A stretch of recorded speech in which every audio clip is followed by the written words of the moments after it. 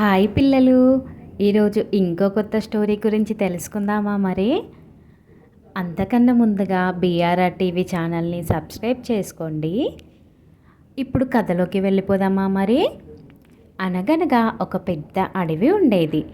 ఆ అడవిలో చాలా జంతువులు ఆనందంగా జీవించేవి.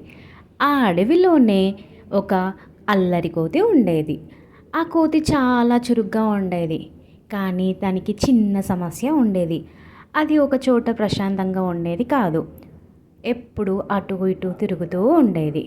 ఒకరోజు ఉదయం కోతి పెద్ద చెట్టు మీద కూర్చొని చాలా బోరుగా ఫీల్ అవుతుంది.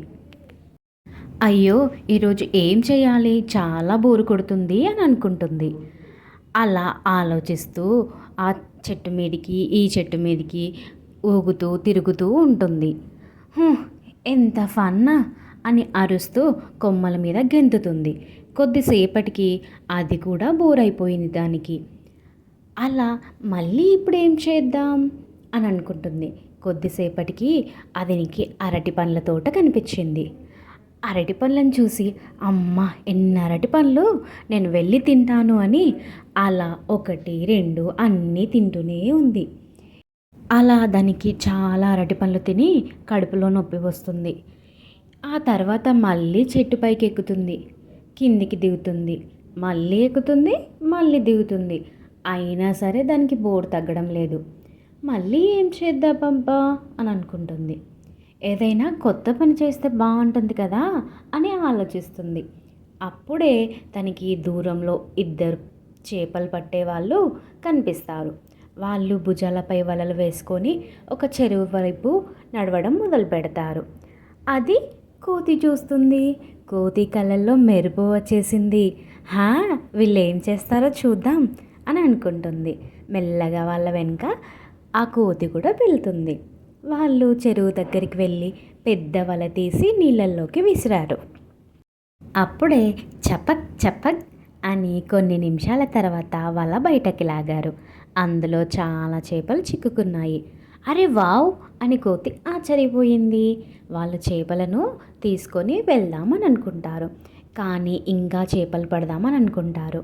వాళ్ళకి చాలా ఆకలిగా ఉండి అన్నం తినడానికని బయలుదేరుతారు.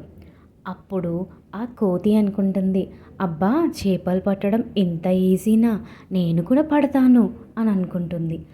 అప్పుడు ఏం చేస్తుందంటే చెట్టు మీద నుండి కిందికి దిగి చేపలు పట్టాలని ఆ వలని ఆ నీటిలోకి విసురుతుంది.